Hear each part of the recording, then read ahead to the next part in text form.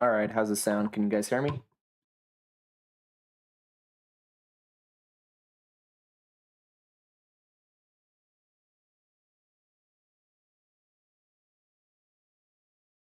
Okay, so today we're going to just do a little bit more on Voex just to finish up. And once we're done with that, we're going to jump into the heat maps and we're going to jump into the options tables, which I know everybody is dying to get into. And then after that, we will finally go into triggers and then LDPM. So I know that's what the majority of you guys are excited about.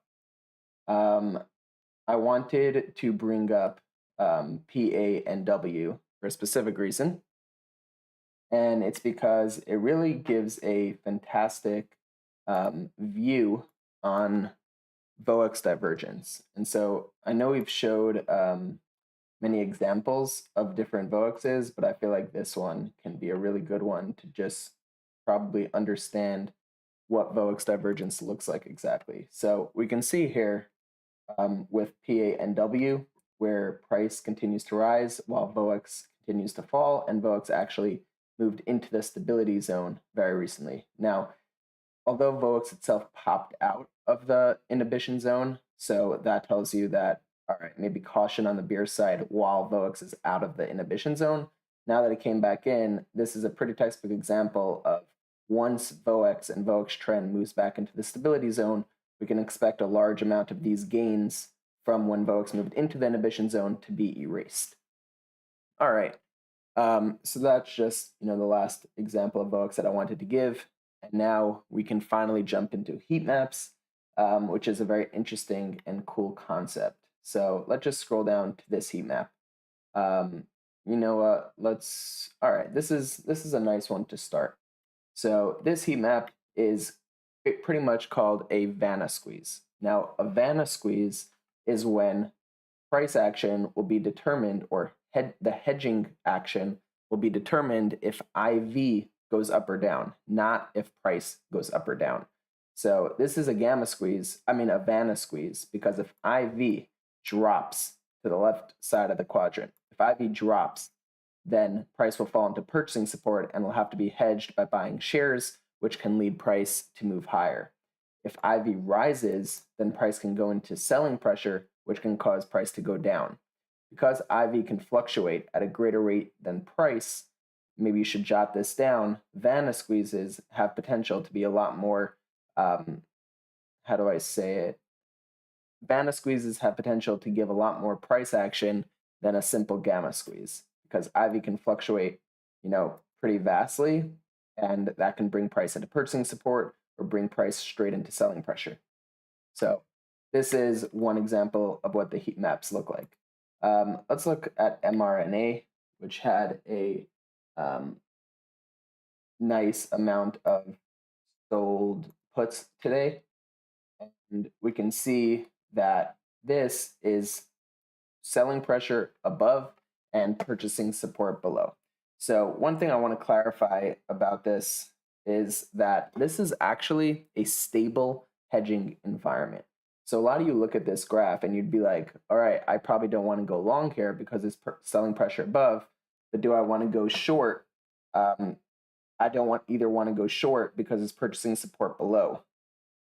So the right way to look at this kind of heat map is actually just that it is a stabilizing heat map. When we see a heat map like this with selling pressure above and purchasing support below, that's good.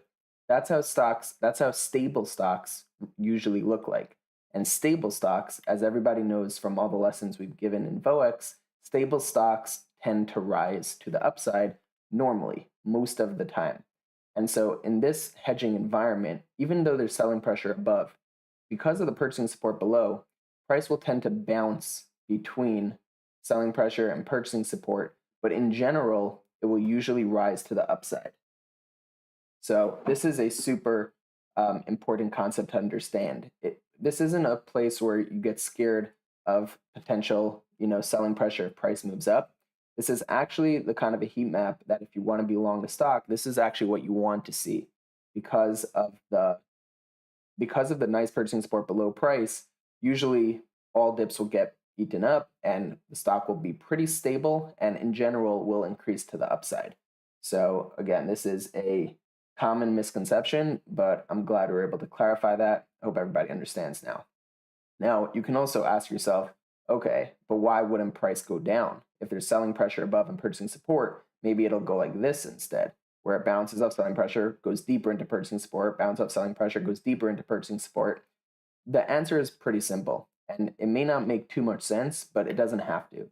The answer is simply that stable stocks tend to rise. That's it. Doesn't have to be overcomplicated. Stable stocks tend to rise. And so when we see a heat map like this, it shows that the hedging environment is stable and stable stocks tend to rise. That should be kind of reinforced in your brain. Stable stocks tend to rise. All right, so now that we got this heat map out of the way, let's move on to Surrey. Again, Surrey, selling pressure above.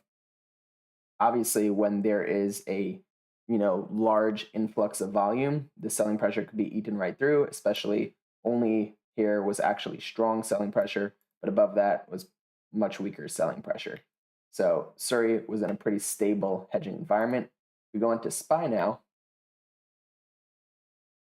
SPY shows, selling pressure if IV moves higher, but at the same time, there's purchasing support if SPY moves to the downside. If IV, moves to the downside. This entire white spot is called the gamma neutral zone. So in the gamma neutral zone, we don't really have purchasing support or hedging environment. Price is just going to go as price pleases. Like it's neutral. So large market participants that have calls or puts don't have to do anything while price is in the gamma neutral zone. And there's no expectations that price will move into the selling pressure, or price will move into purchasing support, or price will go up or down. It's just neutral. Simple as that. So one more time, a stable heat map is purchasing support below price, selling pressure above price. And now we're going to get into an unstable heat map. And an unstable heat map has selling pressure below price and purchasing support above price. So what else can we look at to find an unstable heat map besides for GME? Unfortunately, as it is.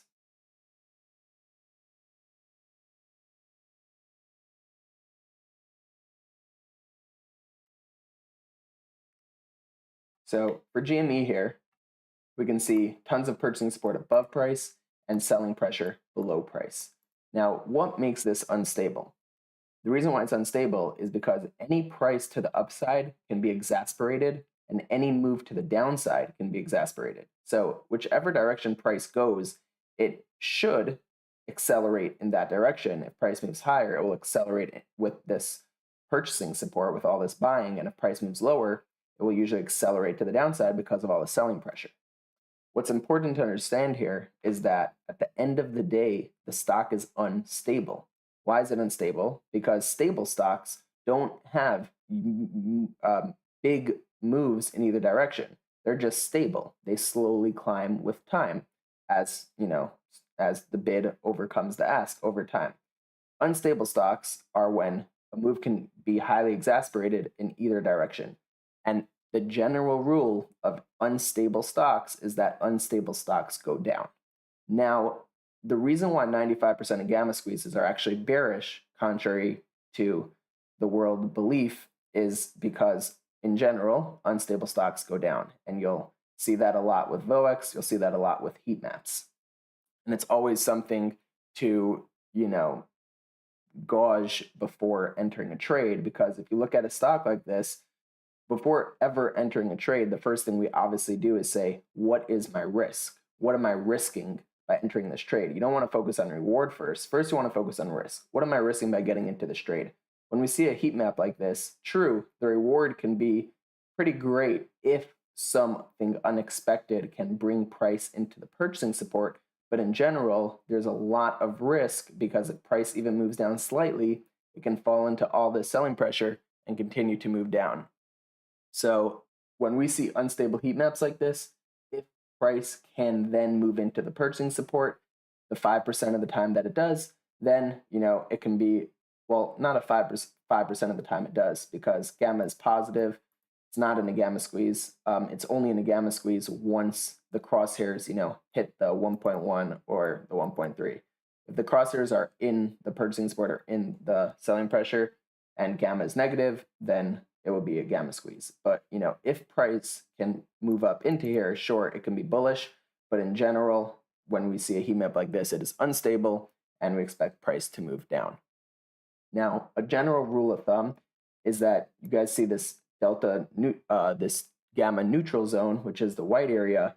Price will tend to move back to the gamma neutral zone. So don't take it too seriously. Like if price taps the red, then it's just going to go straight down. And if price taps the blue, it's just going to go straight up. In general, price will tend to drift back into the gamma neutral zone at some point. Now, there could be some severe effects of touching the blue or touching the red, but the main point is that at some point, usually price will make its way back into the gamma neutral zone. Now, the influence distribution is a neat way that the heat map basically spits out a prediction over the next 5 days. Now, the peak right here is the most probable outcome. The second peak is the second most probable outcome. Third peak is the third most probable outcome, and so on and so forth. Blue is up and red is down. It's not the same as this. So even if the red was on top, if the peak was in blue, it's still showing that it thinks price is going to go higher. However, based on looking at these charts for 2 years, no matter what the influence distribution shows for GME, once GME is in this kind of unstable heat map, usually it just spells downside, like we've been seeing for the past 2 weeks ever since the heat map flipped. Now, 2 weeks ago, we had a stable heat map. 3 weeks ago, the price was able to move from about 22.97 or so up to like 25.40. That was while price had a stable heat map. Eventually, price moved into that severe selling pressure that was up here. The selling pressure was up here at about the 25 area and finally came down. But that's in general, that's the gist of the heat maps. There's not much to it. It can be helpful for understanding the orientation, if a stock is stable or not. It can be helpful for identifying risk based on where the selling pressure is. And the influence distribution can give some clues as to where it thinks price is going. Before I move on, how about we take any questions that you guys may have had about the heat maps. So we'll pause for a couple minutes. Any questions, just let me know in the comments.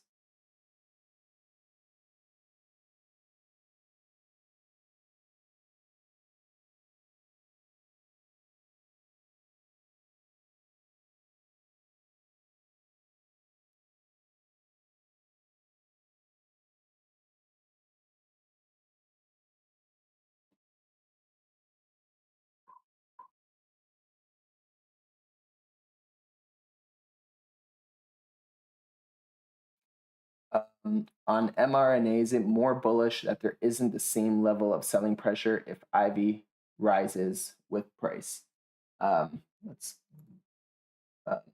Is it more bullish that there? Yeah, so great eye. So on the mRNA heat map, it shows that if IV were to rise, then there is definitely a better chance that price can move to the upside. So if I was trading mRNA, for example, and I would be watching IV, as long as IV stays low, I wouldn't be ultra bullish because I know that even in the event that price moves higher, it will, go right into selling pressure. But if I'm watching IV and IV starts to move higher, of course, it's always super important to be watching IV. Then I would then be starting to feel a little bit more bullish, knowing that there's a path that price can take to move away from all of this nasty selling pressure. Excellent question, as always, Nick. Thank you. Does anybody else want to give it a go?